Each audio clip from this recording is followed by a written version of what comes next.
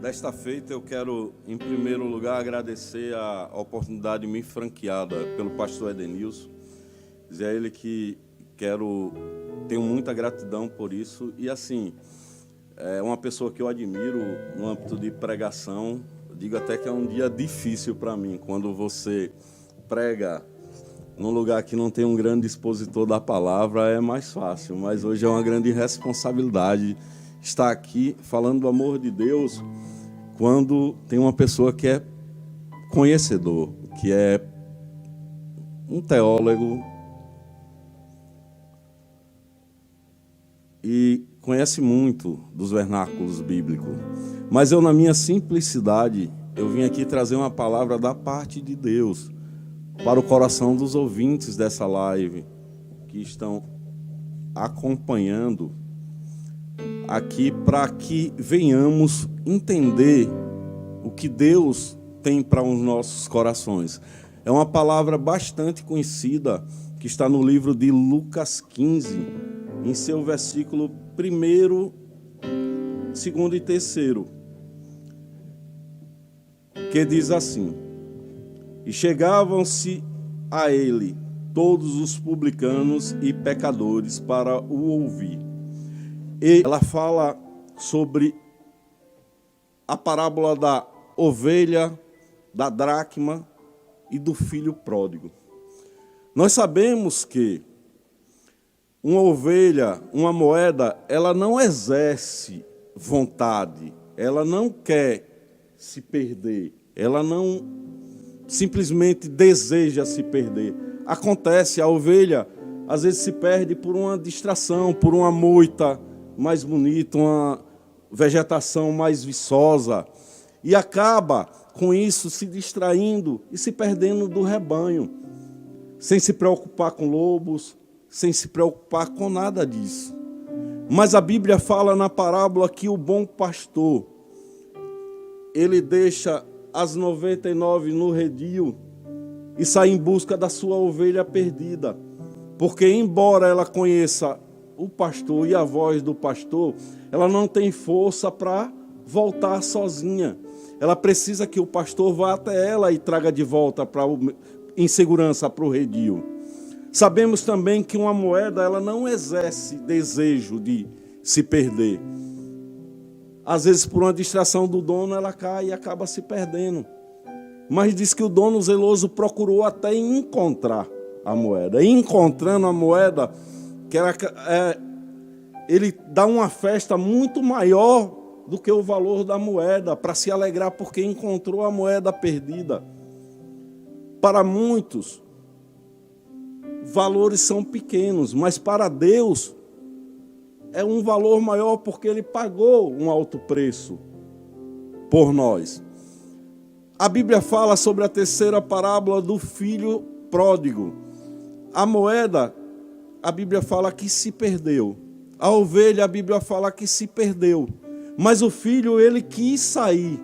Ele abandonou a casa do pai. E se olharmos bem, a casa do pai não parou porque ele abandonou a casa do pai. Ela continuou funcionando tudo do mesmo jeito que era. Tem gente nos tempos de hoje que pensa que é exclusividade, que sai da presença achando que não vai ser substituído, que na casa do pai vai parar. A obra é um lugar que não para, Deus sempre prepara outro, mas Deus se importa com a vida. E a Bíblia diz que esse filho chega para o pai e diz assim: Pai, me dê a parte que me cabe da minha herança. Eu entendo, a Bíblia não fala que esse pai retrucou, a Bíblia não fala que quantos dias passaram para que seja dada essa herança, mas eu sou pai. Eu sei quantas vezes meus filhos me pedem alguma coisa e eu tento persuadi-lo a não fazer aquilo. Quantas vezes eu reluto, e às vezes a gente, por amor, acaba cedendo e entregando. E creio eu que foi assim com o pai do filho pródigo.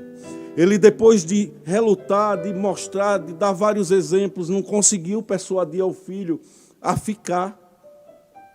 E a Bíblia diz que lá nos costumes judaicos, quando um filho desejava a morte do pai, ele para a sociedade daquele tempo, ele também morria. Então a Bíblia diz que o filho pegou tudo que lhe cabia, tudo que era dele, juntou e saiu para uma terra longínqua. E eu quero dizer que a terra longínqua hoje só é um passo fora da igreja. Hoje muita gente acha que precisa ir para um lugar bem distante. Eu entendo que da igreja para o mundo um pulo, mas do mundo para a igreja uma guerra. E esse filho pródigo saiu levando tudo que tinha, não desejava voltar, não pensava em voltar, porque quem pensa em voltar ainda deixa uma peça de roupa, qualquer coisa, para ter um pretexto para voltar. Mas a Bíblia diz que ele não, ele seguiu, pegou tudo, nem olhou para trás. Não olhou para trás, ele abdicou, ele achou que a herança que ele tinha que receber era bens materiais, quando a herança maior é ser filho, ser herdeiro, cordeiro desse pai. E ele sai e vai viver dissolutamente. No início, quando eu comecei a caminhada pregando, eu achava que pródigo tinha a ver com prodígio. Mas depois a gente vai aprendendo que pródigo é quem gasta, quem vive na esbórnia, quem vive na bagunça. E a Bíblia diz que esse jovem saiu e começou a gastar tudo que recebera do pai. A gastar, a consumir tudo, acabar com tudo. E nós entendemos, eu também passei pelo mundo, eu não nasci num berço evangélico. Eu sei que no mundo, a gente, depois de uma bebedeira, depois de uma noitada, no outro dia vem a ressaca, vem os problemas. E quando o dinheiro acaba, os amigos também se vão. E a Bíblia diz que aquele jovem agora o dinheiro se acaba, ele fica só. Mas interessante que quando o dinheiro acabou, ele não pensou em voltar para a casa do pai. A Bíblia diz também que Deus mandou uma grande fome na terra. Mandando uma grande fome na terra, aquele jovem judeu, de origem judeu, foi trabalhar no lugar que judeus têm asco, cuidar de porcos. E literalmente, quando a gente sai da presença do nosso Pai, nós vivemos com as imundícias do mundo e convivemos como se fôssemos porcos. E a Bíblia diz que a fome batendo na terra, esse jovem, ele desejou, ele ansiou, ele teve vontade de comer o que os porcos comiam. Mas interessante, eu acredito que nem os porcos deixavam nada para ele comer. E em meio àquilo, ele diz: levantar-me-ei, irei ter com meu pai. Vejo a atitude, o arrependimento, porque quem sai porque quer, quem abandona, precisa reconhecer para voltar. Enquanto não reconhece, dificilmente voltará. Quantos de nós saímos e muitas vezes vivemos muitos problemas no mundo, mas nunca paramos para reconhecer o amor do nosso Pai, o que o nosso Pai fazia por nós. E aquele rapaz caindo em si reconheceu que na casa do seu pai, lá até os jornaleiros e os escravos viviam bem, tinham uma situação de vida melhor do que a dele. Reconhecendo isso, ele decide que irá ter com o pai, e chegando até o pai irá dizer que não é digno de ser chamado de filho, mas que o pai o receba como se fosse um trabalhador, um escravo. Interessante, quando ele chega na presença do pai, que avista o pai de longe, o pai sai ao seu encontro, se enche de íntima compaixão e sai ao seu encontro, correndo o risco de ser ridicularizado pela sociedade daquele tempo, porque lá em Israel um ancião tinha que andar em passos lentos, de respeito, para que a sociedade o respeitasse. E a Bíblia diz que o pai quebra todo o protocolo e sai correndo ao encontro do filho. E lá, quando chega ao encontro do filho, que o filho vai querer se justificar e falar: pai, me recebe, não como filho, mas como um escravo, um empregado. O pai nem interrompe ele, nem deixa ele continuar a falar.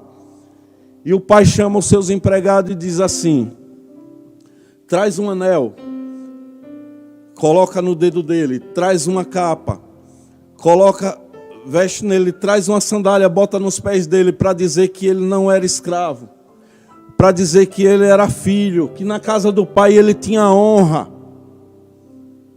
que na casa do pai ele era digno. E a Bíblia fala que em meio a isso tudo, o seu irmão mais velho chega até os seus empregados e pergunta o que está acontecendo. E o empregado diz: seu irmão voltou e seu pai está dando uma festa. E ele começa a reclamar e a murmurar por que estava acontecendo aquilo. E o pai o convida primeiro para entrar e diz que ele está sempre ao seu lado, que tudo que tem é dele. Interessante que o filho mais velho, o filho primogênito, em toda parte de uma herança, ele tem uma parte maior do que o segundo filho. Enquanto o filho pródigo recebeu 1/3 da herança, ele recebeu 2/6. E ainda assim se sentia inconformado com a situação, porque o pai recebeu o filho de volta. A Bíblia, assim como lá no começo, quando Jesus propôs que os fariseus entrassem para escutar a parábola, ela não diz se eles entraram. Também não fala que o segundo filho entrou. E hoje Deus está nos dando a oportunidade de você voltar a fazer parte dessa família e entender qual desses personagens você mais parece. Você parece mais com o filho pródigo? Parece mais com o segundo filho? Ou se assemelha mais ao pai? Eu muitas das vezes na minha vida eu fui igual ao filho pródigo, que saí achando que ia viver muita coisa, que o mundo tinha coisas melhores a me oferecer. E no ano de 2013, depois de eu passar, eu sou oriundo de uma arte marcial e ter sido campeão nela, eu passei a ter medo do vento e da escuridão. E olhava para as pessoas e as pessoas, quando eu contava, as pessoas ficavam rindo, achando que era brincadeira. E hoje eu entendo que já era Deus me cercando para eu voltar para a casa do Pai. Hoje eu entendo que foi a forma que Deus trabalhou na minha vida para eu voltar. E digo a vocês que se hoje for necessário Deus mandar uma grande fome na terra de novo, para não perder nenhum de vocês, nenhum de nós, Ele manda, porque Ele nos ama. Jesus Cristo é o único perfeito, um homem perfeito que amou mais os imperfeitos. Muito cobrado por isso, mas eu digo sempre, filho pródigo, é a hora de voltar, porque há mais perdão e amor no Pai do que pecado no filho pródigo. E dessa feita, eu quero aqui acabar a minha participação e agradecer por tudo. Espero em Deus que vocês coloquem essa palavra no seu coração e que façam uma reflexão em cima disso, porque em meio ao que vem acontecendo, em meio a essa pandemia, eu vi muita gente largar o caminho para poder desfrutar de uma vida aí no mundo, mas a Bíblia diz que só há vida em Jesus. Você vai desfrutar de quê? Se só há vida em Jesus. Filho pródigo, volta, ainda há tempo, Cristo é a solução para a nossa vida. Eu agradeço a oportunidade em nome de Jesus.